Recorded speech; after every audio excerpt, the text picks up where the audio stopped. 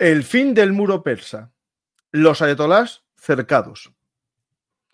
El desmoronamiento del eje de la resistencia.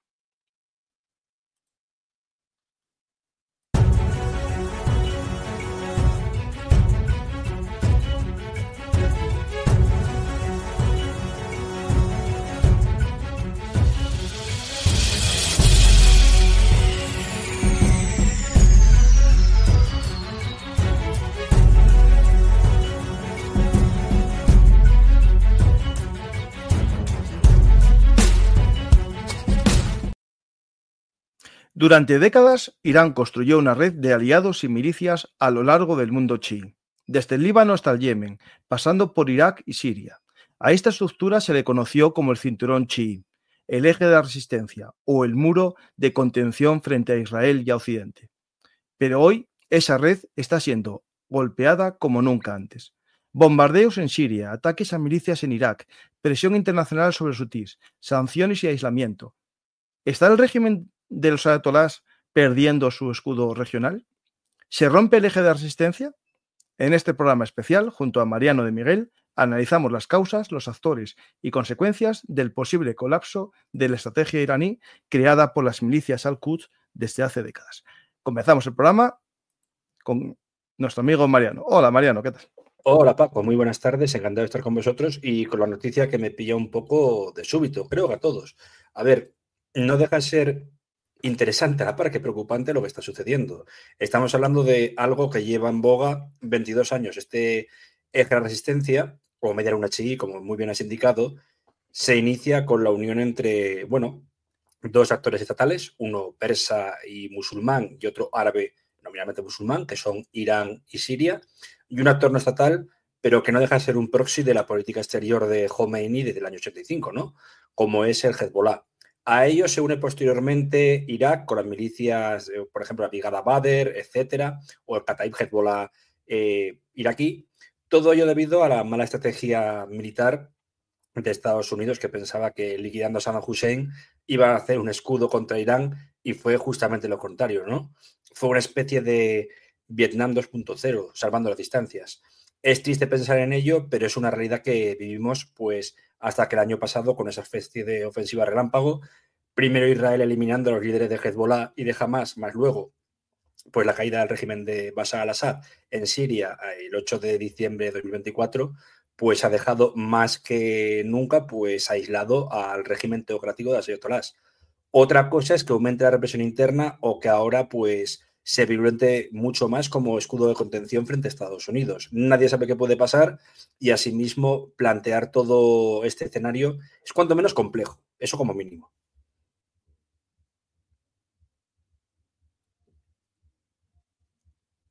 Llamada de esas spam.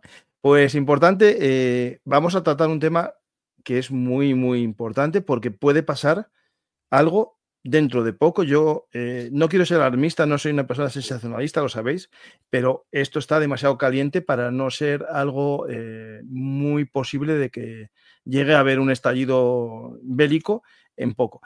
Hoy mismo habíamos hablado tú y yo por la mañana de hacer algo porque hay, síntomas de debilitamiento total de la red proxy. Ya Hamas tiene poca fuerza, Hezbollah quedó reducido completamente con los bombardeos, el aliado sirio quedó destruido con los HTS, la toma del poder también de los kurdos en toda esa zona. Digamos, Siria ya no es una pieza, ¿no?, de Irak, pero la noticia de hoy era algo que me parecía muy interesante y fue cuando ya dije yo, tengo que hablar con Mariano, vamos a hacer un programa, que es que en Irak hay un intento para que las milicias pro-iraníes dejen de ser un brazo armado y se conviertan en brazos políticos y sean integrados dentro, digamos, del sistema de gobierno ordinario de Irán y dejen de ser una milicia. Bueno, aquí tengo la publicación en Twitter que viene a explicar eso, y lo interesante es esto que tengo aquí, que habla que, según informes, las conversaciones entre el primer ministro Mohamed Shia al-Sudani y los líderes de las milicias están avanzadas. Ishaq al-Safdar, un destacado político chií, afirmó que las facciones están mostrando flexibilidad y comprenden el riesgo de represalias estadounidenses. Los comandantes de Kataif, Hezbollah, Nuyaba, Kataif Sayed, Al-Susada y Ansarullah al-Fiyya confirmaron su voluntad de cumplir hablando anónimamente debido a la delicadeza del tema. Básicamente lo que estoy comentando aquí es que Estados Unidos está presionando a estas milicias, advirtiéndolas de que si no dejan de actuar como proxies iraníes, las va a atacar. Lo digo porque, claro, el mensaje previo fue a los hutíes, que ya llevan 20 días de bombardeos constantes. No se habla de ellos, pero son muy constantes, más de lo que creemos. Están destruyendo las capacidades militares hutíes, tanto que ya hace unos días hubo un comunicado iraní de que están sacando sus asesores del tropas, Yemen. Sí, y de hecho, el contacto que está teniendo casi los hutíes ahora mismo con los iraníes es vía Irak. Porque un día mediador, efectivamente. Lo leí hace poco que los iraquíes tenían los yemeníes en Irak 3 como oficinas en las que estaban enseñando a las milicias pro-iraníes el uso de drones en esta nueva guerra. Por lo tanto, casi ahora mismo parece que Irán está abandonando también a los hutíes. Y claro, esto ya es un descalabro completo, ¿no? Totalmente. Aparte, creo que en la web de Entreguerras, una que a veces te mando, bueno, pues sus posts, etcétera, comentaba justamente el tema del factor yemení. Han muerto 80 asesores o 80 altos mandos de los hutíes. Y Irán, pues su músculo militar está muy tocado desde las últimas pérdidas, principalmente de Siria, porque Siria también no dejaba de ser un corredor de armas pues hacia Yemen, también hacia el Líbano, lógicamente, y de menor medida pues a las milicias iraquíes, porque yo hubo un primer toque de atención. Esto, como lo que comentábamos antes acerca de Trump, no deja de ser una continuación de lo que hizo Trump en 2020, recién iniciado el año, poco antes de la pandemia, cuando asesina a lo que es a Abu Hadi al-Muhandis y a Qasem Soleimani. Los drones estadounidenses podrían llegar al hombre más, digamos, vigilado de Irán. Con el vigilado quiero decir que está protegido, etcétera, pues ahora pueden hacer lo mismo. Con el problema de que encima, pues sabemos cómo está la situación en Irán. A partir de 2022, la represión contra minorías como la kurda y las mujeres, unido a todo ello también el factor de las sanciones que han vuelto a apretar las tuercas, bueno, embargo mediante o bloqueo mediante de su petróleo, y un presidente supuestamente reformista, pero con las manos atadas como Pezeshkian, que no deja de ser lo que llaman en terminología política un pato cojo. Intenta hacer mucho y no puede hacer nada. Pues vamos a intentar ver qué está sucediendo. Hace poco hice este vídeo explicando un poco la degradación que se está logrando Estados Unidos, y no basada en suposiciones, sino en una confesión que da un alto mando iraní de casi la destrucción de las capacidades militares hutíes. Esto es importante porque ahora mismo en este vídeo estamos viendo uno de los portaaviones estadounidenses. Este es el Harry S. Truman, pero no es el único que va a estar en la zona.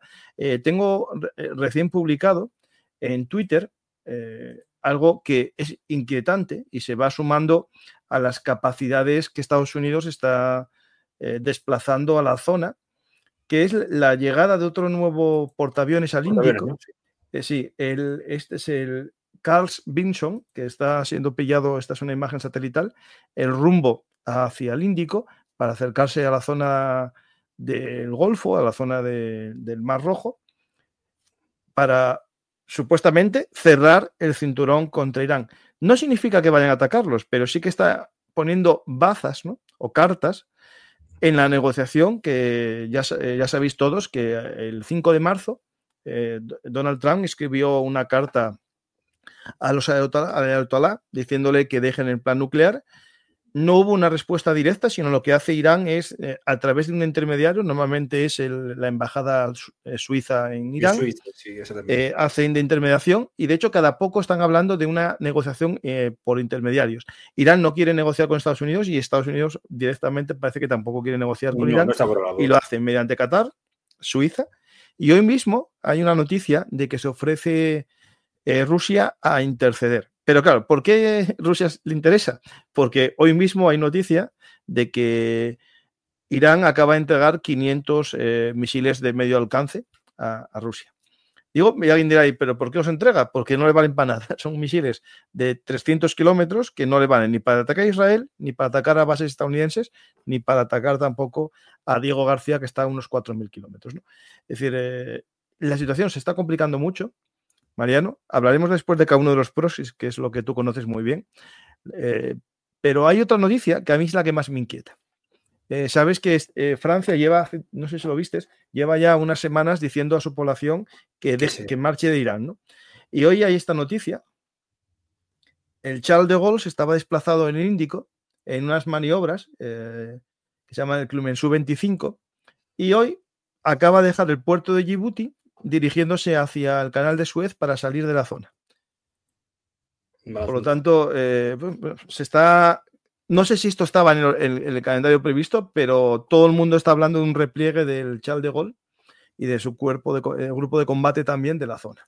Y no solo una cosa para añadir, el Carl Vincennes era el que utilizó en el año 96, creo, si no me equivoco, que es el mismo que utilizó alguna vez Estados Unidos para bombardear Afganistán, previo incluso lo que era el 11S, es decir, bombardeó Afganistán cuando ocurrió el ataque a la embajada de Kenia y Tanzania, no sé si te acuerdas, era en el 98, cuando muestra por primera vez la huella Al-Qaeda con Bin Laden y se bombardeó pues varios campos de entrenamiento de Al-Qaeda en Afganistán y luego también se atacó una supuesta fábrica de armas químicas en Sudán, de aquello unificado, que fue un error táctico porque realmente era una fábrica de aspirinas. Aquello dejó muy mal la imagen internacional de Estados Unidos. Ahora bien, lo que me comentas no deja de ser preocupante.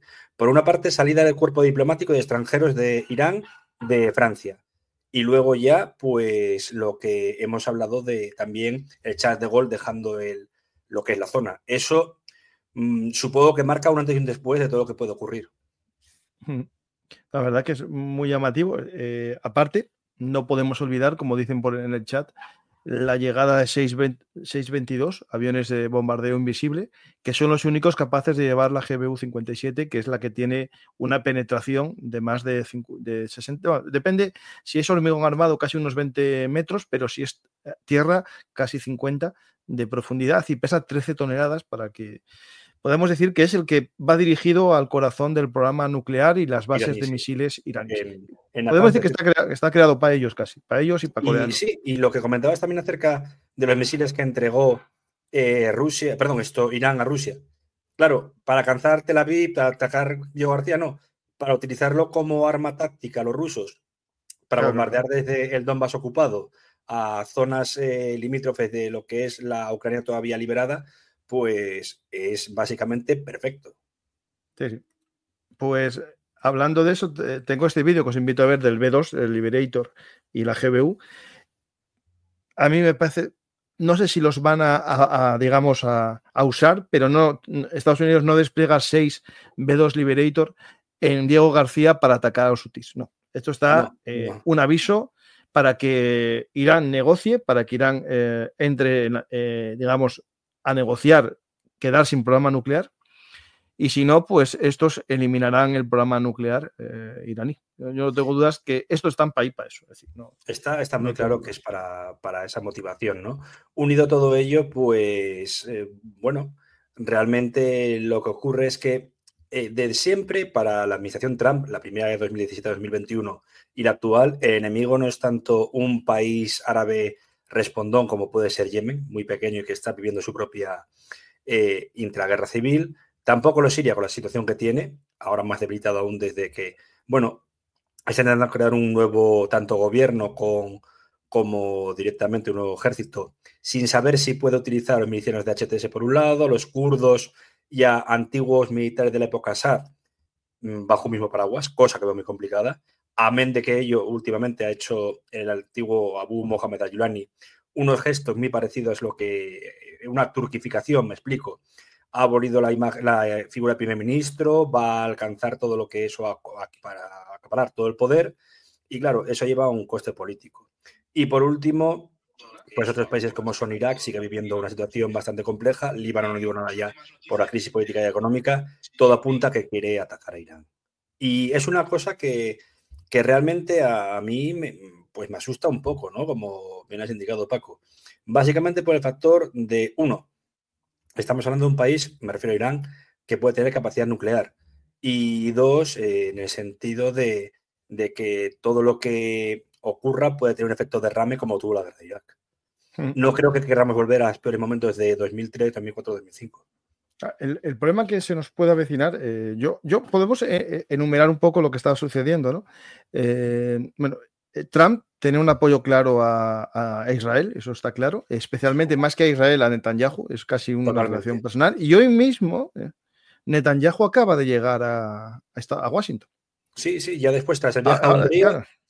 Claro, ahora mismo acaba de llegar y recuerda, o si no sé si te acuerdas, cuando visitó una vez las Naciones Unidas en Nueva York, fue el ataque a Nasrallah. A finales desde la habitación del hotel. Desde la habitación del hotel dio la orden del ataque. No quiero decir que esta vez sea eso, pero podría dar un golpe de efecto o algo similar. Sí. Yo me estoy acordando de que es curioso porque justamente yo estaba en un congreso en Sevilla, te lo comenté, y de la que vuelvo te dije, hombre, no sé si puede ser verdad. Voy con Ignacio Álvarez Osorio y él parece que lo tiene bastante claro.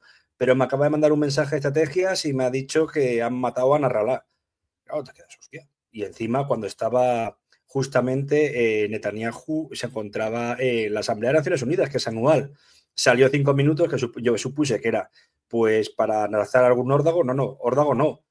Eliminó al propio secretario general de Hezbollah, que había sido una de las personas más esquivas junto a Qasem Soleimani. No digo nada ya del problema que teníamos ahí de en medio. Acuérdate cuando se mata en aquel accidente del helicóptero el presidente de Irán, Ismail Qani. Y no digo nada ya de lo que ocurrió luego cuando el tema de los Vipers. Fueron 3 semanas bastante alucinantes. Y anteriormente, pues en mayo la muerte de Qani y no obstante también el factor de lo que fue el asesinato de un líder esta vez de Hamas, como era Ismail Haniyeh. Sí. Pues tenemos la red de proxies, que hicimos un programa ya en el octubre del 2023, explicando un poco cómo funcionó, cómo se había creado bueno, empezando por los hutíes, empezando después en Irak, por las milicias pro-iraníes, en el propio Líbano con Hezbollah, con Hamas como un añadido, ¿no? Porque es el único que no tiene esa cosa en común de ser hutí, de ser, perdón, chiita o asimilado, ¿no? Porque al final... O incluso lo que fue la yihad islámica, que dijimos, joder, es un grupo sunita, pero está entre Damasco, vale, que Damasco hay nada, pero muchos de sus líderes para evitar ser ejecutados estaban en Irán. Y después, por ejemplo, hay muchos que no son chiitas puros, sino una derivación como son los alawitas o eso, bueno, los pero que al final tienen más en común con ellos que con los sunís, ¿no? Pues poco a poco empezó primero Hamas a perder su capacidad militar fuera de la zona, que nunca la tuvo tampoco. Hamas no era un peligro real para Israel. Ellos pensaban eso, Israel lo pensaba, y yo creo que fue la causa del ataque, de que los pasaron, digamos, menospreciaron sus capacidades ofensivas. Después, sí, desde luego, claro. Sí. Hezbollah sí que era un cierto potencia en la zona, es decir, tenía una fuerza mayor que el ejército propio del Líbano.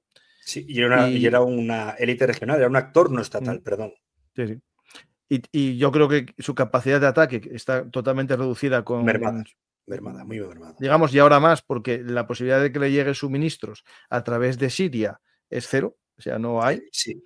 Lo único ahora, hacer contrabando a través de vía que lo pueden identificar desde el Atlántico y tardan en llegar, pues por la diáspora que hay libanesa a triple frontera, ¿no? Ya hemos hablado alguna vez, creo que de hecho te hiciste un programa, Paco, acerca de ello. Y obviamente lo que es la triple frontera es una zona cero en la que traficantes tanto de drogas como de armas mueven todo a su gusto y sigue siendo un peligro. La Interpol lo clasifica como una de las zonas más candentes del mundo. Eso ya da que pensar. Pero, ¿qué puede hacer ahora? Pues Hezbollah, por lo visto, en su nivel de desesperación, ha intentado incluso, por eso me ha parecido curioso que ahora pusieses justamente el mapa con Somalia, porque me parece interesante, ha recurrido a pedir armas a Al-Shabaab, la filial de Al-Qaeda en Somalia, por lo último que he leído. Y eso da que pensar. Es como lo de que Rusia, uno de los países que tiene poca manufactura, no más allá de derivados de petróleo y armas, sobre todo armas, tenga que pedir armas a Irán y a Corea del Norte. Eso Sí. es una señal.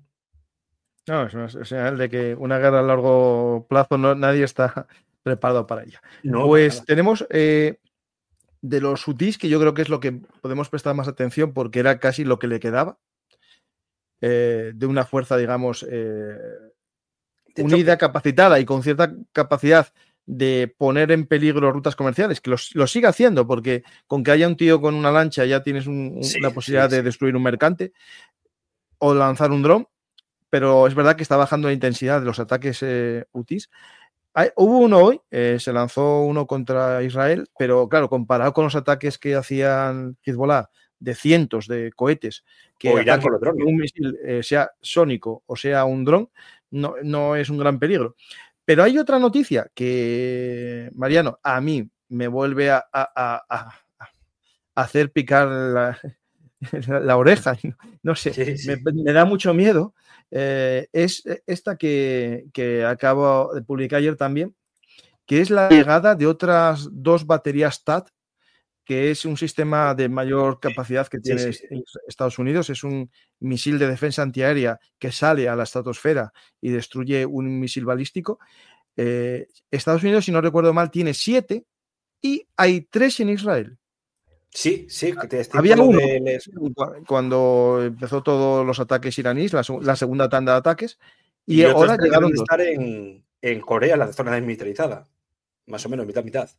No, debería Sí, haber sí, sí. algunos Estados Unidos, no sé dónde están, pero la realidad es que 3 en Israel. Tengo aquí la noticia. Además, llegó 2 Patriot también a Nevatín justo ayer. Da mucho que pensar, ¿no? Es decir, yo esto sí que me da que pensar. Es decir, que están llegando esto es porque podemos llegar a que la disuasión con Irán, si no se cumple el plazo de 2 meses, que estamos a punto, ¿no? 5 Sí. de marzo, 5 de abril, bueno, Ah, pues ahora en pasado mayo, días, pasados en días. mayo, en mayo estamos cerquita, Sí. puede llegar. Y bueno, aquí tenéis una de las baterías que salió ayer, otra imagen, que también llegó una Patriot, y tenía una que, no la descargué, perdonad, que era una de estas baterías andando por una carretera y la grababa a ver si la encuentro, ¿eh?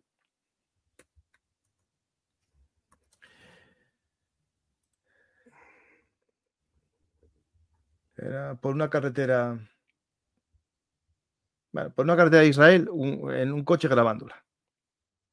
Pero bueno, lo tenéis Si ahí. así esa imagen, da mal rollo. Ya, y Porque después ahora tiene tú una cosa. dices, No, es que esto la realidad es que, claro, prevén que si hay un ataque estadounidense o israelí o conjunto a Irán, va a haber una devolución.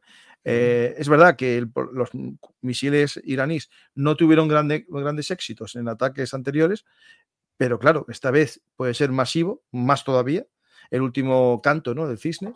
Y bueno, Israel se está preparando sus defensas. Tengo y un. sobre todo un país que está amenazado responde de la peor manera, quiero decir, por Irán. Se ha visto 3 veces. Tengo aquí una cosa, Mariano, que me llamó mucho la atención. Es las baterías Arrow, que es el sistema que tiene Israel parecido al TAT. Creó unos búnkers para protegerlas, que yo lo pillé de un egipcio que tiene una cuenta de geopolítica y tal. Y es muy interesante el sistema, porque, claro, El chico se llamará Babar Gabari, ¿puede ser? no, Egypt no es Sint, algo así. Claro, lo tengo ahora el nombre. No, no pasa nada, era por mera curiosidad. No, cuando encuentre la imagen. Bueno, si no, es que, bueno, madre mía, tengo tantas cosas. Lo que me parece curioso, y supongo que a ti también te chocará, es que sí ha aparecido el líder supremo de Irán, como es Jamenei, ha aparecido también Pezeshkian, el jefe de gobierno, donde está Ismail Kani, el jefe de la Fuerza Quds. Es que hay un cachondeo con eso en cuentas pro israelíes de que está viviendo en Israel. De que dicen de que era un agente del Mossad Sí, sí, infiltrado, sí, sí, sí. sí. No, pero es que volvieron. Volvieron a Santander, me acuerdo, sí, Claro, sí, sí, sí. sí. No, pero esta semana. No, me acuerdo de aquella vez que decían que había ¿Tú te acuerdas de desaparecido. la otra vez? Sí, sí, sí, sí, sí, sí, Lo sí. que Pero pasa ahora, es que pues, la otra vez ahora fue volvió. cuando murió bombardeado el sucesor de Nasrallah, Hisham Safieddin, y claro, este hombre estaba al lado y dijeron, esto o es un fallo de seguridad muy grave, que lo fue, o puede estar en la nómina de los israelíes. Claro, luego aparece con gafas de sol y demás, más delgado después de 5 días, para mí que dio un interrogatorio, una paliza de mucho cuidado. Y tiene toda la pinta. Sí, sí. Mira, ahí ya tengo el búnker. Mira. Estos búnkers, Vale. en vez de ser subterráneos, son hacia afuera. Es decir, un edificio parecido a las Flag Tower de la Segunda Guerra Mundial. Aquí lo podéis ver. ¿Cómo es? Es decir, antes lo que hacían era coger el árbol y lo ponían en un muro de hormigón para evitar la metralla de un ataque, y ahora ya metieron directamente en estos búnkers, lo sacan para disparar y se va a una zona, que aquí lo podéis ver, aquí está un búnker, 2 búnker, 3 búnker, 4 búnker y después zonas de lanzamiento extras. Me hace muy interesante. Este hombre, que tengo aquí el perfil, Egiosin, que debe ser como Egyptian Intelligence o algo de esto. Sí, Sí. había conseguido, que me llamó, estuve a punto de compartirlo, pero me parecía tan peligroso. Sí. Estos son los mapas de Los planos, sí, sí. los planos, míralos, los tiene. La cosa es que es muy arriesgado compartir todo esto, es que es una barbaridad. Ya, Es que... no, este tiene que ser del servicio de inteligencia egipcio. O sea, no llega. Sí, de la Mujabarat egipcia, sí. Sí, Que mira, por tienes cierto, tal. O una la gente no copia sabe. o basado en ellos, pero es muy interesante, ¿eh? Sí, ¿no? Y encima estaba ya poniendo muros de concrete walls, es decir, Sí. muros de cemento armado.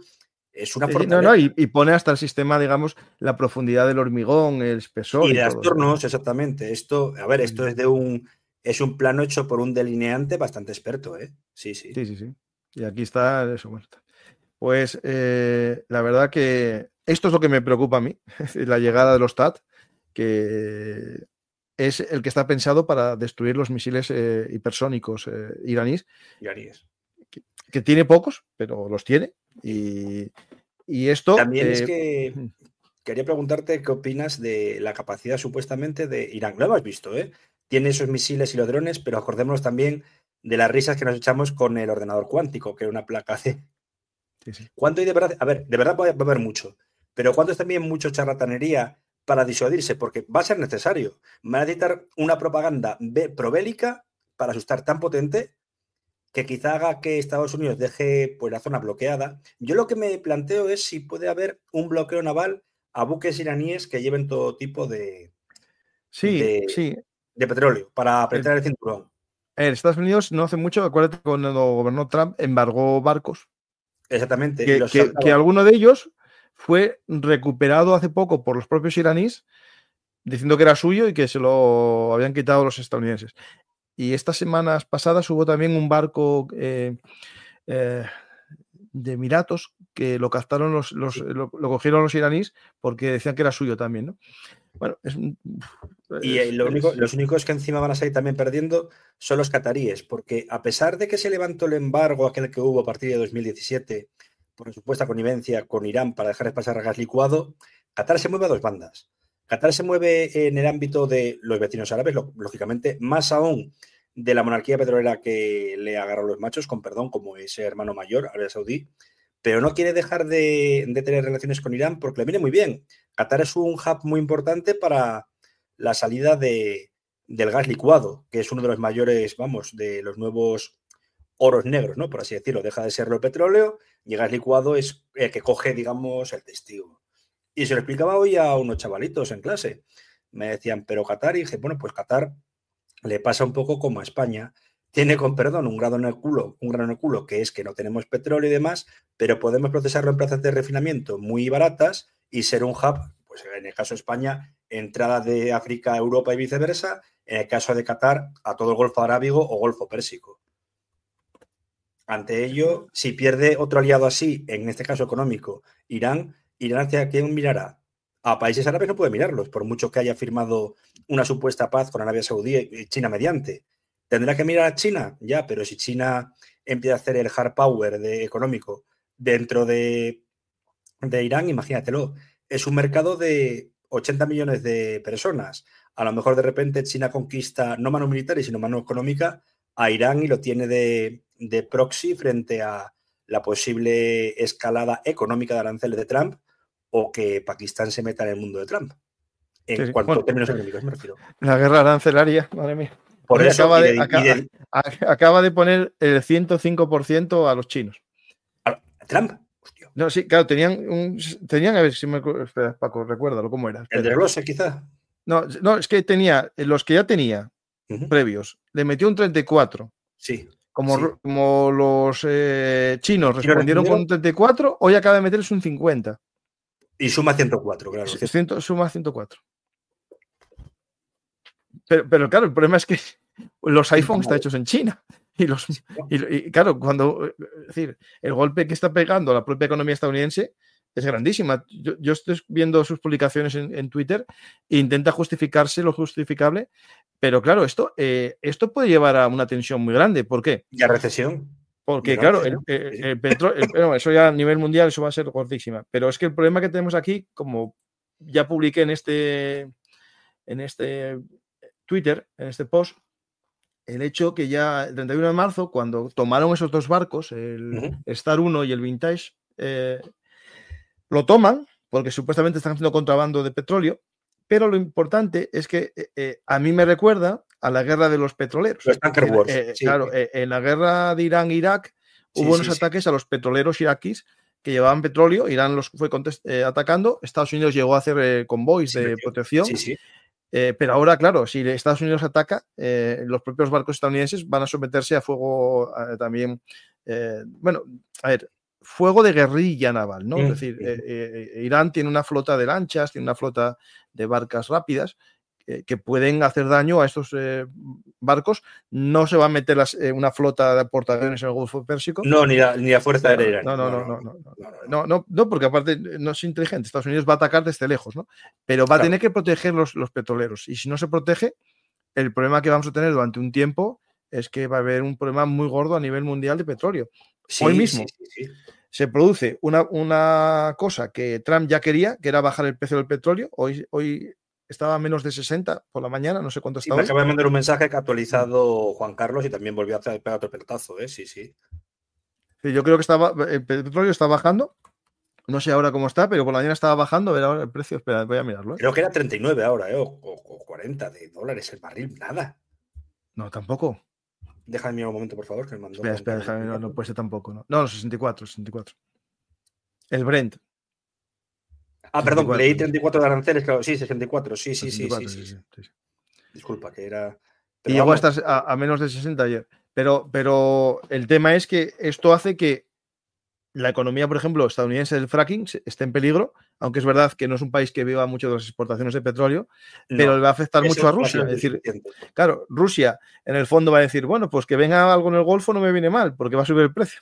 Claro, no, es que es así. Y encima el petróleo ruso que sigue utilizando lo de la economía puerta trasera o saltándose las sanciones. Es cierto que hacen como los iraníes. El rial iraní, lo que es el mercado de divisas está presente, ¿está el rublo? No, ninguno de los dos, ni uno ni otro. Otra cosa es que luego se utilice por la puerta trasera como se iba haciendo pues 2022 y 2023. Y eso es un peligro porque también pues hablaste, y muy correctamente Paco, de lo que es la guerra arancelaria, pero también deberíamos de pensar y muy seriamente en la guerra de divisas. Sí. Bueno, me preguntan aquí una cosa que... Bueno, es que lo estoy viendo y lo digo. ¿Crees que Irán atacará con armas nucleares a Israel y a Estados Unidos? Me refiero a sus portaaviones y otros buques aprovechando que están concentrados en un espacio tan... A ver, primero no hay ataque porque todavía no tiene capacidad nuclear. Estados Unidos lo que dijo es que en 7 días tienen capacidad de convertir el uranio y pasarlo a bomba nuclear. Pero no está todavía... La tarta, como la yellow cake. Sí, ya lo tienen, llegamos ya hasta puntito, ya lo tienen, ya está ahí. Ya está. Lo que no tienen es todavía la transición del uranio enriquecido a la bomba. Que eso en teoría les falta un tiempo y lo que quiere Estados Unidos es que no llegue. ¿Qué pasa si un día lanzan una bomba a algo estadounidense? La respuesta va a ser bestial de Estados Unidos. Y si lo atacan a Israel, Israel no tiene, digamos, otra solución que el Armagedón. Porque si le lanzan una bomba nuclear en cualquier lugar de Israel, con el tamaño que tiene el país, eso afecta a todo el país. Hay una nube tóxica impresionante. Y a Jordania y a más países. Es decir, eso llevaría a que Israel haga su Armagedón con sus submarinos y haga el ataque de respuesta. No, porque ya que de perdidos al río. Es decir, yo os lo resumo así directamente. Porque tú lanzas una bomba nuclear, aunque sea en Negev.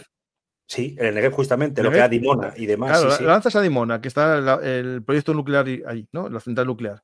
Eso produce un escape radioactivo que afecta a todo el país, porque el país no es nada. Es menos que... Y a los alrededores, porque las nubes tóxicas del viento claro, digamos, Jordania e Irak. Sí. Si Chernobyl llegó a Irak, al norte de Irak, puede llegar aquí perfectamente, aún peor. Pero a la gente que le guste Tom Clancy, no digo que vea la versión adaptada al cine de Pánico Nuclear, porque se utilizaron a terroristas de extrema derecha, pero el libro era de un posible ataque de sirios con el arma nuclear sobre Israel. Y la respuesta de Israel no se iba a dar a esperar. Tienen que frenarlo en el libro, perdón por el spoiler, de una manera que era efectivamente un Armagedón. La alternativa del diablo, que también hablaba Frederick Forsyth en otra novela. Es complejo y aparte, pues es cuando hablaríamos de la destrucción mutua asegurada, que mucha gente pensaba que iba a ser con las armas nucleares, pues un enfrentamiento Estados Unidos, Unión Soviética de aquella. No, el verdadero problema fue, por ejemplo, Israel en tiempos que veía a el Irak de Saddam Hussein con arma nuclear y hace el ataque sobre los Irak, y también dos países que estuvieron unidos y que ahora están a palos. Y no son Corea del Norte y Corea del Sur, sino la India y Pakistán, por la guerra de Kargil en el 99, que creo que le hablamos el día de la India hace cosas de casi un año, Paco. Y vuelvo a repetir, esto es una opinión personal, pero a mí no me da miedo, bueno, sí, obviamente me da miedo, pero es una forma de hablar. No me da miedo el país que tiene 3.000 ojivas nucleares como Estados Unidos o Rusia. Me da que tenga de 10 a 20 porque está dispuesto a utilizarlas. Sí. Mira, lo acaba de publicar John Spencer, que para mí es un magnífico analista. Su manual de defensa urbana lo usaron los ucranianos los primeros días y es muy bueno. Sí. Tengo 2 programas basados en él, que os invito a verlos, defensa urbana, o defiende tu ciudad, se titulaba así. Bueno, esto es la penetración de distintas bombas, ¿no? Y el alcance de los aviones, ¿no? Y bueno, es interesante este sistema, ¿no? Porque al final, si os fijáis, el único que perfora de verdad bien es el 57, que es la que nosotros estamos hablando, y tiene 61 centímetros de ¿qué es esto? De anchura, ¿no? De explosión. No, sí.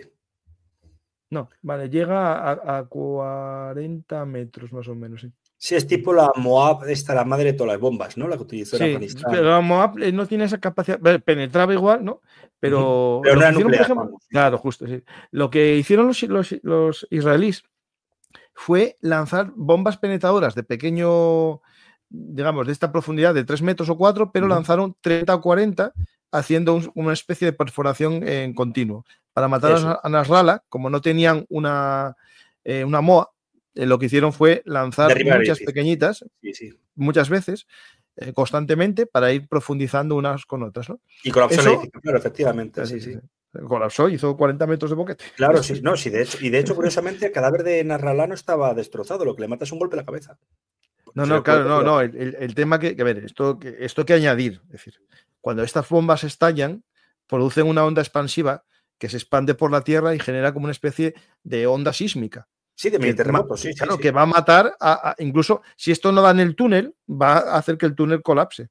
Claro, la aplastó directamente. Sí. Y ahora que lo dices, que quizá daría para otro programa, hace unos años, porrón, no sé si sabes que el padre en parte del programa de misiles iraní e iraquí fue un español de Almería. Sí, lo comentaste en el programa que hicimos en el que hicimos la guerra Irán-Irak, sí. Ese que estuvo secuestrado y demás. Pero Dalda decía que, en el fondo, el problema el problema de Irak no era ninguno, porque tenía de aquella dinero y fondos a pesar de la guerra contra Irán, pero Irán estaba bajo un embargo. Y es que ha tenido que buscar una tecnología muy obsoleta. Quizás están acelerando para hacer lo que es la capacidad nuclear, pero también le puede estallar la bomba a los morros. Me explico. Que nadie piense que un Chernóbil o similar en Natanz, en Irán, no es descartable, ¿eh? Son instalaciones muy obsoletas y si se cruzan los cables mal de lo que son sobre todo las centrifugadoras o lo que son los temas de refrigeración por agua, A mí me daría miedo. Bueno, es verdad que están bastante alejados de las Sí, ciudades, pero bueno, es decir, por ejemplo, Isfahan está como a 20 kilómetros en una montaña. Bueno, sí, ahí tienen lo bueno de las montañas. No es Chernobyl, que era una planicie, como es todo, sí, casi sí. todo Ucrania y Esto es como está Polonia, ¿no? todo dentro de una montaña, bueno, está ahí más. Claro, como que Claro, lo limita un poco la nube radiactiva, efectivamente, como que claro, puede frenarlo, como defensa sí, natural, como también lo mm, tienen las guerrillas para atacar a sí, sí. las guerrillas kurdas están ahí. No, esto, Eh, el panorama, claro, que se encuentra es que si Estados Unidos ataca esto, va a haber un escape radioactivo. es que es eso. No, claro, que esto no. Y eso, claro, va a plantear unos problemas muy graves al país, porque va a tener que gestionar una radioactividad que si, claro, si no llegan a un acuerdo con Estados Unidos, tampoco nadie les va a ayudar, y eso puede hacer que colapse el régimen también, unas disputas internas, o que la población apoye al régimen pese a estar en contra del régimen. Claro. Es decir, Se puede abrir un levantamiento claro, popular yo, por como ejemplo, también.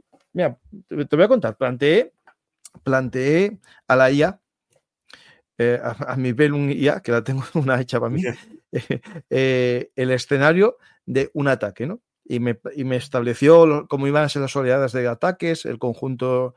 Si queréis, os lo paso en un vídeo de los que hago yo, de esos que hago con la IA, porque yo programo la IA, voy haciendo, hablo con ella, la voy gestionando.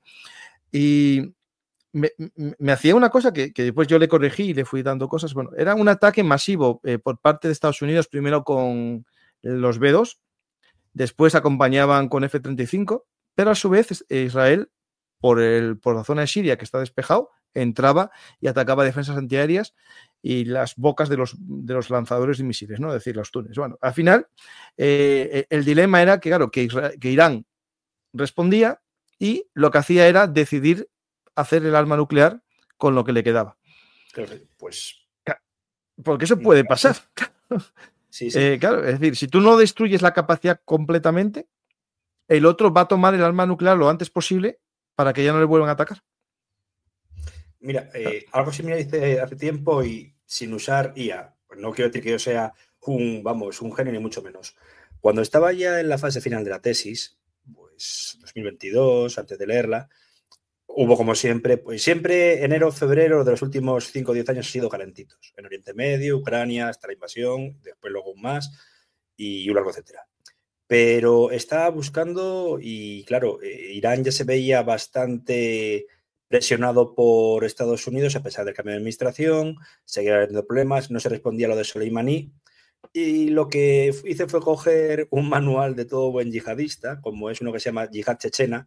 Está muy mal escrito por el autor, que era un israelí norteamericano bastante mentiroso, que era el que apoyó la tesis de Saddam con Al-Qaeda, que se llama Joseph Bodansky, pero es interesante leerlo, como también es interesante leer a veces, que lo hablaba antes con Juan Carlos, a Alexander Dugin, para saber lo que es el nacionalismo ruso extremo.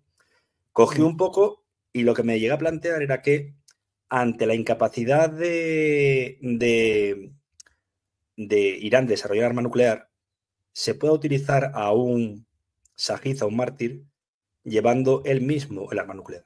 Claro, No sí, digo sí, que sí, se vuele ni más todo esto, pero llevar lo que se llama el maletín reactivo es que es muy barato y hay mucho descontrol de lo que hubo del patronazgo soviético de la energía sí, nuclear, bueno, ¿no? pero el tema, claro, el maletín nuclear que existió, que llegó a existir esa Sí, sí. opción de un arma pequeñita y tal, Irán no tiene esa capacidad a lo mejor de replicarlo. Claro, replicarlo no, Es pero decir, tenían va algo a ir potencialmente. a bombas muy grandes, como Corea del Norte tiene una bomba grande en proporción, que eso le limita un poco los alcances de sus armas, ¿no? Me preguntan por aquí, y yo creo que lo dije, pero Francisco, no sabemos cómo va el programa de Irán. Es muy probable, creo que ya tengan capacidad nuclear. No, a ver, explico. El uso civil es 3% de enriquecimiento. Esto ya están en el 60 ya hace tiempo y se teme de que tengan varios kilos ya al 90. Es decir, ya pueden hacer lo que quieran ya. El tema es que Estados Unidos, por ejemplo, ya advirtió hace 15 días que estaban a 7 días de tenerlo. O sea, el material lo tiene. Lo que pasa es que ahora, yo según investigué, si no tienen desarrollado la bomba, hace falta 6 meses para convertir ese uranio, pasarlo a una bomba. Pongamos que ya lo tienen hecho el programa, va a ser menos, pero no es coger, si me entendéis, no es coger el uranio y meterlo a la bomba, no, lleva un tiempo. Y eso Estados Unidos lo debe tener más o menos medido. Por eso puso el plazo. Y yo creo que si no llega a un acuerdo real, y un acuerdo es que gente de Estados Unidos entre en en todas las bases que tiene Irán nucleares y que las vea cómo se va eliminando. Inspectores de la ONU, sí, algo así. Sí. No. No va a ser como en Irak, claro. Estados Unidos no se va a fiar de la ONU, ya te lo digo yo. Porque Estados Unidos, Trump tiene un problema con la ONU, sabes que se salió ya de la financiación. De varios. Y de la OIEA se va a ir de en breve, sí. No vaya a quedar. Va a ir él, o sea, él o alguien muy de fiar suyo.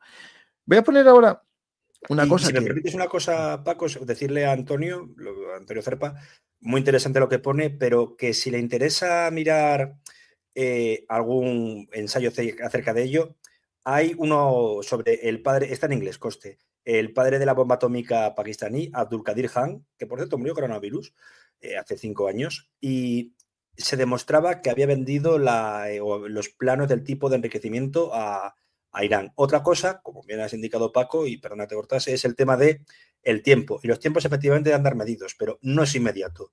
Hay que hacer no solo centrifugación, sino una especie de proceso sobre el tipo de diodos a utilizar para que, sobre todo y ante todo, la bomba tenga el mayor impacto posible y sea lo más, con perdón, brutal. Vamos a ver una imagen que seguro que a más de uno os va a chocar viendo cómo fue el trato a Zelensky en la Casa Blanca.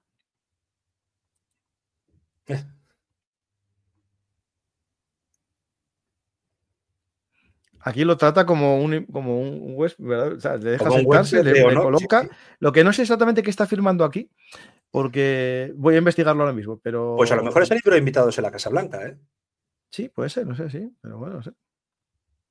Es verdad que antes del famoso escena, ¿no? Con Zelensky, hubo una negociación a mesa cerrada que en teoría se iba a firmar las tierras raras y salieron ya enfadados porque no se había firmado. No llegaron a acuerdo. Aquí yo creo que fue en plan de invitarle a lo que sería libro de invitados a la Casa Blanca, pues algo así. O libro de honor, perdón, de la Casa Blanca. Eso es el principal, no solo en la zona, en todo el mundo. Netanyahu no es nada sin Trump y viceversa. Deja ver si hay alguna información de lo que se estaba firmando ahí. No, es que los turcos estaban muy preocupados porque había una de las cosas que iban a hablar, que pedía Netanyahu, era que no dicen jamás el F-35 a Turquía. A Turquía.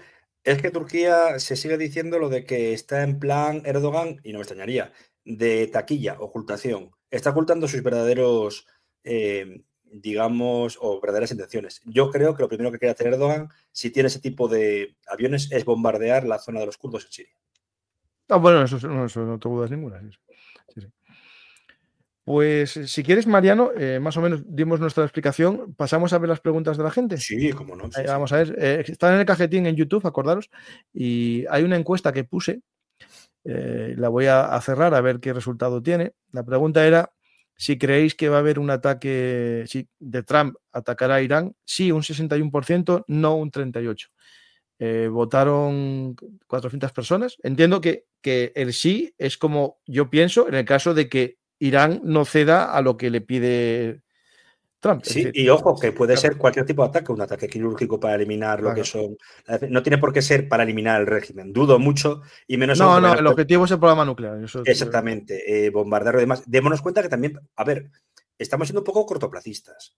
Me explico. En enero de 2019, no 2020, cuando mata a Soleimani, que luego Soleimani sacó una publicación desafiándolo en plan Juego de Tronos en Instagram, Trump planteaba que iba a bombardear las centrales nucleares de Irán y que le daba igual acabar con el patrimonio artístico del país. No sé si os acordáis.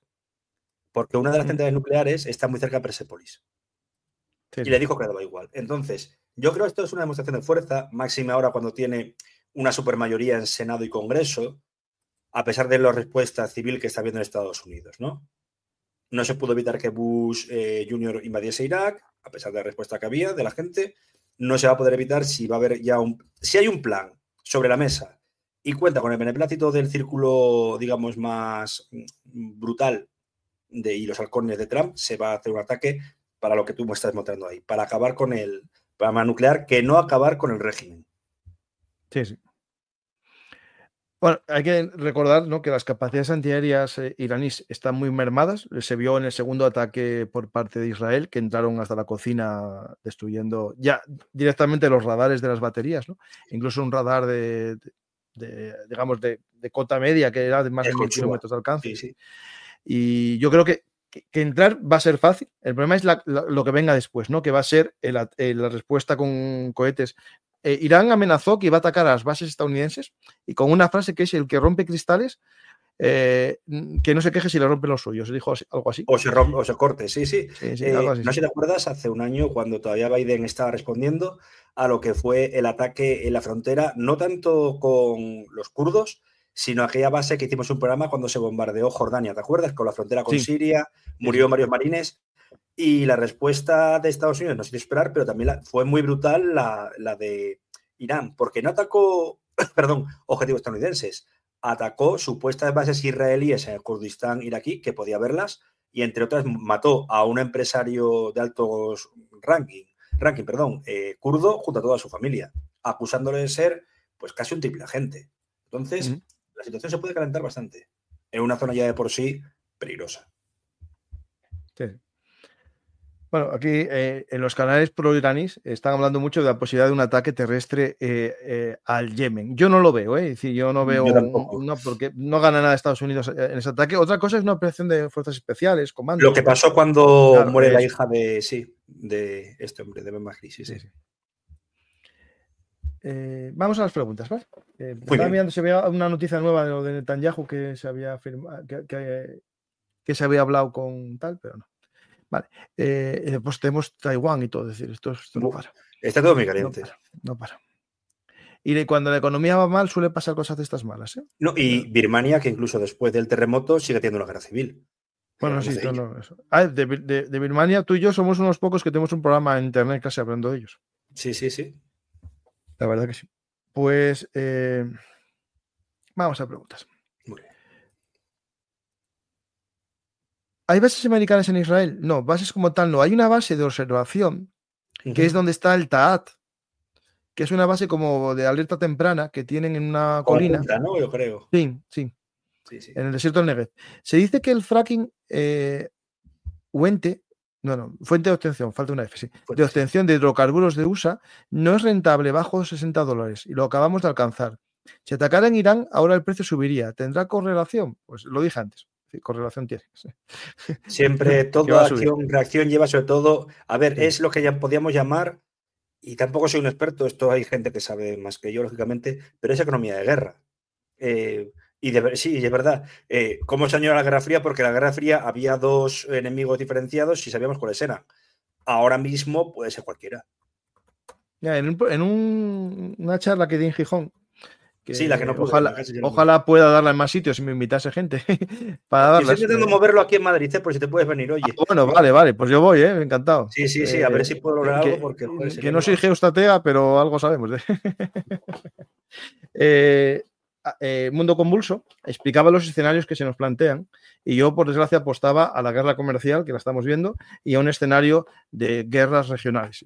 Y por desgracia... Sí, es lo que da miedo. El otro día tuve un conversatorio con Juan Carlos y también con David Díaz acerca de una película de ciencia ficción de los 70, pero que lo peor de todo es que ahora mismo, en cuanto a tipo de estrategias militares similares, los ordenadores con IA, etcétera, se está volviendo muy real. Pero lo peor es que, quizás te lo comenté alguna vez y lo sacaste el programa, Paco, a veces estoy tanto la chapa que tengo miedo de extenderme. Pero era el libro de John Keegan del 86, Guerras del Futuro, un atlas de los próximos conflictos. Estoy leyendo todo y es verdad que hay países que no existen, como la URSS y demás, pero por ejemplo ves Sudán, ves Irán, me da pánico que algo que pasó o que se editó hace casi 40 años, ahora sea un manual de instrucciones. Sí. Y eso asusta, y supongo que fue lo que hablaste en la conferencia que diste en el Ateneo. Bueno, sí, hablé de muchas cosas y sobre todo de las cosas geopolíticas que hay detrás de estas, ¿no? Es decir, materias primas, tierras raras, todas esas cosas. Claro, sí, y más porque ahora. para mí la ideología ya no es una causa de nada, nunca, no. Estamos en guerras económicas todas. Y si llega la nube a India o China, la radioactiva, pues bueno, pues hay un problema, ¿sí? Claro. Llegará a donde tenga que llegar. Bueno, las bombas nucleares no suelen ser dejar mucha huella radioactiva. No, porque como fusiona y lo convierten en energía, es distinto a un escape radioactivo de una central nuclear. Pero el problema aquí es que estamos hablando de todo eso que habría dentro de las centrifugadoras, ¿no? Pero bueno, esperemos que no hay fusión tampoco. Bueno, vamos a dejarlo tranquilos que no va a pasar. Había, por si quiere leer lo que me preguntó, para acerca de la diferenciación entre programa nuclear civil y militar, había un libro, no me acuerdo ahora del nombre, era un autor cuyo hijo también ha sido periodista en zonas de conflicto, y se llamaba Dentro del dragón de metal, y era que había ido desde Vladivostok a China, año 86, abril. Y dice, nos han cercado esta noche en el tren porque dicen que ha habido una prueba nuclear en Rusia y se les ha ido de las manos. No, lo que ocurría era lo de Chernobyl. Y Chernobyl, vuelvo a repetirlo, no fue el problema que llegase la nube radiactiva a Europa, que también, es que llegó hasta Irak. Entonces ahí se ve la potencia de cuando algo estalla y tiene mucha capacidad respecto a una bomba que ya visteis que Hiroshima y Nagasaki fue brutal, porque fue una brutalidad, pero se pudo volver a rehabilitar la ciudad en un plazo, creo que fueron de 15 años. Para el 60 ya estaba volviendo, sí, volvió a ser ocupada o habitada. Pues vamos a más preguntas. Paco, ¿tú crees que Israel lo allanará el camino para que Trump le dé el apoyo de nuevo a Ucrania, dado de que Ucrania es cuna del judaísmo ultraortodoxo? Bueno, a ver, aquí cada uno va a sus intereses. Así os lo digo. No digo que Israel se ve mal con Ucrania, pero tiene sus problemas a día de hoy y lo que van a hacer es acabar con el enemigo que tiene más cercano, que es Irán, que en el fondo es aliado de Rusia y por tanto Irán hace que Israel se aleje de Rusia. Porque digo que se aleje porque hay que recordar que gran parte de la población israelí tiene origen soviético, ruso y ucraniano, los dos. Sí. Y ahí, bueno, durante mucho tiempo, incluso al comienzo de la guerra, Israel fue intermediario para intentar llegar a aceptar negociación. Ahora, desde que se sabe que Rusia tiene buena relación con Irán, pues ya no hay, pero no, eso no significa que vaya a ayudar totalmente a Ucrania, ¿vale? Y una cosa importante, también hay incluso divisiones en los judíos, jaredim, ultraortodoxos de Ucrania. Están los que se encuentran en Israel, en Jerusalén y demás, que están haciendo un cambio demográfico, pero también están los Neturei Kata, que viven a Israel, pero quieren que desaparezca el Estado de Israel. Claro que sí. Han ido incluso a conferencias en Irán denegando el holocausto, es una secta muy problemática. Sí. Lo que hablamos en otro programa. El problema actual de Israel, quitando todo esto, es un problema interno que les puede estallar a la cara. No, es un peligro que tienen porque, claro, el aumento de la población de los ultraortodoxos va a hacer que la ruptura con la sociedad laica sea cada vez más grande, eso está claro. Y si Israel lanzase la bomba atómica, ¿no iba a afectar a los demás? Bueno, como todas las bombas. Por desgracia, es lo que hay. Definitivamente, yo pienso que el ataque será quirúrgico, únicamente para retrasar o eliminar el programa nuclear iraní. No, y nosotros, no.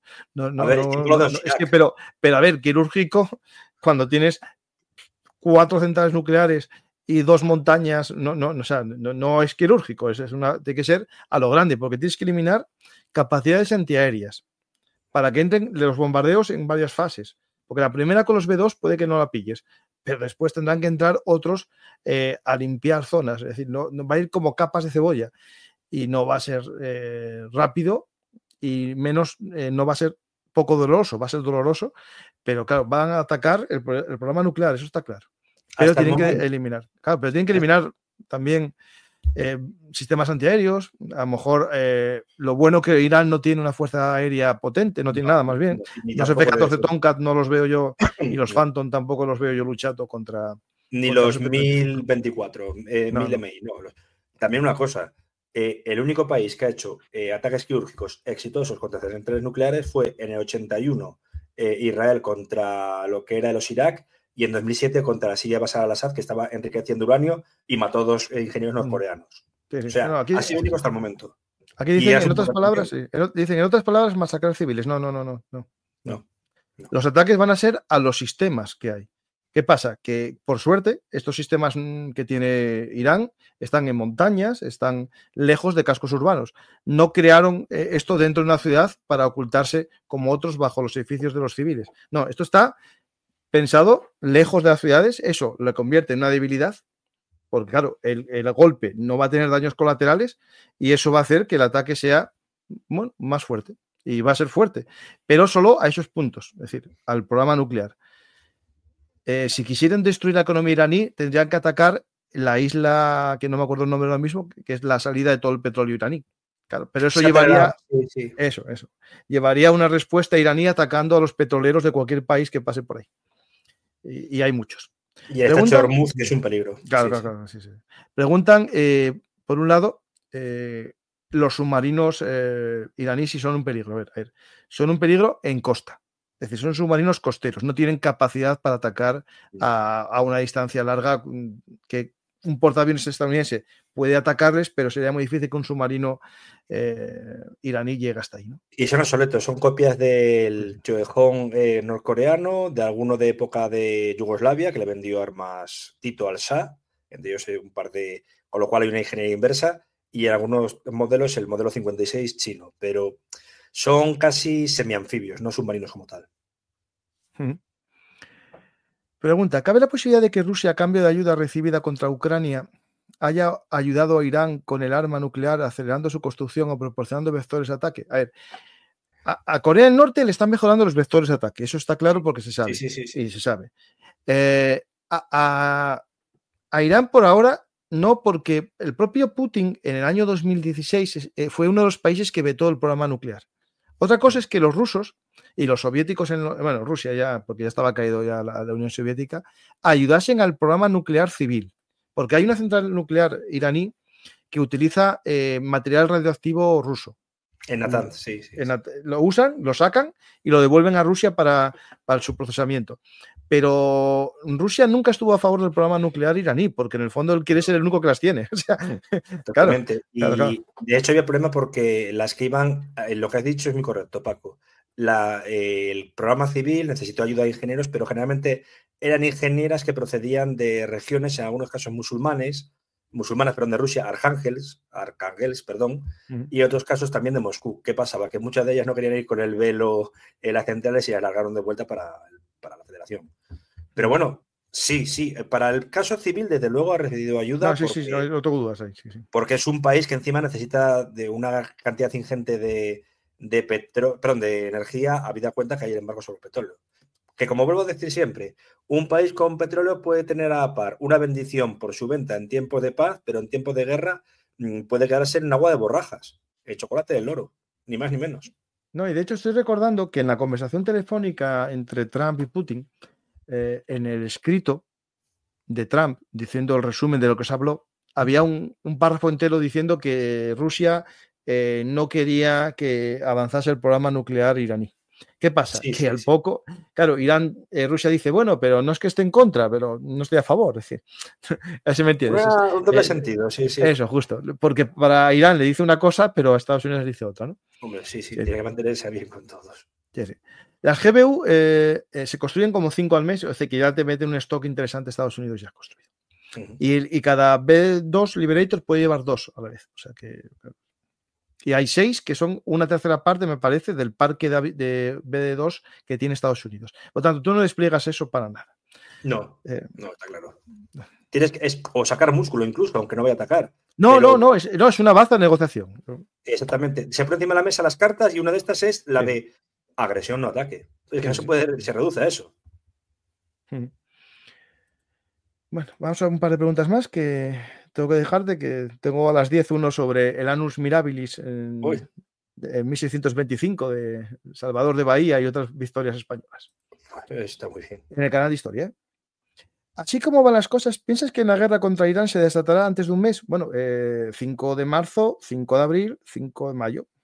Si Trump dice que dio 2 meses para que le responda, ya está quedando. Estamos en menos de un mes. Claro. Mariano, ¿qué posición tomará los saudíes en caso de ataque de unos Estados Unidos a los otros, Irán? Un saludo. Pues dirá, por favor, que no me ataquen a mí. Y no solo, a ver, básicamente es interesante la pregunta, porque es cierto que Arabia Saudí está en contra de la invasión estadounidense de Irak, no tanto por el miedo de que luego hubiese un spillover o derrame sobre los otros países, que ocurrió, sino por el poderío iraní. Ahora entiendo que a Arabia Saudí no le importaría si acabasen con la teocracia, con el régimen de una vez, por todas. La cosa es, si luego, como bien indicaste también tú, Paco, esto hace que la gente se radicalice y saque músculo y se aglutine todo alrededor de un régimen pues decadente, yo creo que Arabia Saudí estaría preocupado porque decía, nos hemos librado de la presencia extranjera, hemos aguantado, ahora hagamos la revolución de nuevo como la planteaba Khomeini y recordemos, donde en las regiones de Arabia Saudí donde más producción de petróleo hay es mayoritariamente chiita y eso es un problema.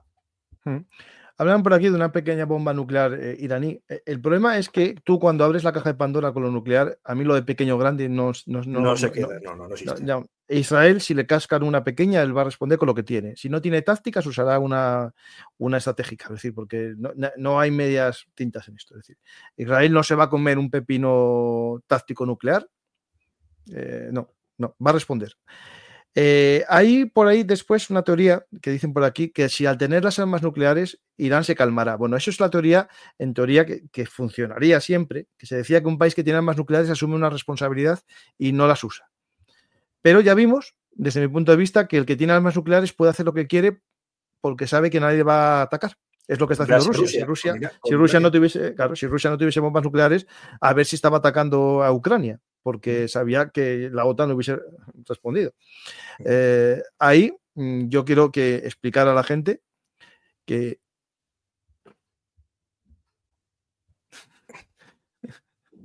la familia. A veces se cuela. Sí. Pues no, solo quiero decir una cosa, que la respuesta. Ahí ya me perdí el hilo, hombre. La respuesta. Si Irán tiene armas nucleares, ¿se hará más tranquila o será peor? A ver, yo creo, normalmente hace que la gente sea más tranquila. ¿Qué problema hay? Que estamos hablando de un régimen teocrático y fundamentalista. Elegidos por Dios, que creen en el más allá, todos, uno detrás de otro, y que saben que van a tener no sé cuántas mujeres en el otro lado, y eso me preocupa. No es lo mismo una sociedad que tiene un amor al lujo de esta vida que aquel que el lujo lo tiene en otra, ¿no? Y eso nos lleva a un peligro mayor. También hay una ventaja, que por ahora hay una fatua que prohíbe el uso de armas nucleares por considerar no islámico. Pero le están convenciendo a la Guardia Revolucionaria que tener armas nucleares es defensiva y no ofensiva, ¿no? Pues vamos a ver cómo. Y aparte de que están muriendo, como hablamos. Sí. Pues, Mariano, muchas gracias otra vez por venir aquí a ver un artist. Bueno, volverás porque ya sea en el canal de Historia, en el que hicimos un programa hace muy poco sobre la guerra civil del Yemen, que invito a ver a la gente, y otros programas magníficos. Pues muchas gracias, Mariano, y volveremos aquí a Belugartis. Me dicen por aquí que Paco, que se enfría la tortilla, efectivamente, toque cenar. Pues muchas gracias, Mariano, y hasta la próxima. Si quieres decir algo al público como despedida. Nada, rápidamente no te quiero coger tiempo, Paco, porque tienes el siguiente programa. Y aparte de todo ello, decir que la situación es un poco crítica y nos queda esperar. Aquí no podemos básicamente tirar cosas al vuelo porque lo mismo, como decimos siempre, también decía Gustavo Bayler cuando pasó lo de Siria, estamos hablando de una posible caída de Bashar al-Assad y 15 minutos después, cuando terminemos el programa, oye, que ha caído. Pues veremos, como siempre. Suena un poco chabacano, pero es que ahora mismo yo, por mi cuenta, no me atrevería a soltar ninguna cosa porque queda un mes más o menos y tendríamos que pensar en que la gente va a tener el fusible fundido, sino que va a ser un poco coherente. Pero lo visto últimamente, me preocupa. Como te preocupa. Sí. Por un lado, diríamos, lo lógico es que negocien y que se acabe el programa nuclear y que Estados Unidos quite sanciones para cambio de eso. Pero no, la lógica, ya viendo el mundo que estamos viviendo, no me parece. No, es un mundo me da miedo. binario. Seguro que otros están diciendo, no lo hagas, que yo te defiendo. Y cuando sea eso, no lo van a defender, seguro. O sea, porque Rusia no está para mandarle nada a Irán, sino para recibir de Irán lo que le puedan dar, ¿no? Pues muchas gracias, Mariano. Y hasta la próxima oportunidad aquí en Bellum Artis, actualidad militar y geopolítica. Espero que este programa no os haya gustado, que espero que digáis, no acertaron una, que eso sea lo genial, que esto sea solamente una ficción, pero por desgracia estamos viviendo un mundo cada vez más convulso y ojalá esto se calme, ojalá dejemos de hablar de tanto de actualidad y la gente vuelva a ver programas del canal de historia, que os invito a conocer si no conocéis. Yo no me gustaría hablar de tanto de actualidad, me gustaría que la gente viese los programas de historia, de conflictos de hace siglos, pero por desgracia hay que explicar lo que está sucediendo de una forma más o menos, bueno, optimista.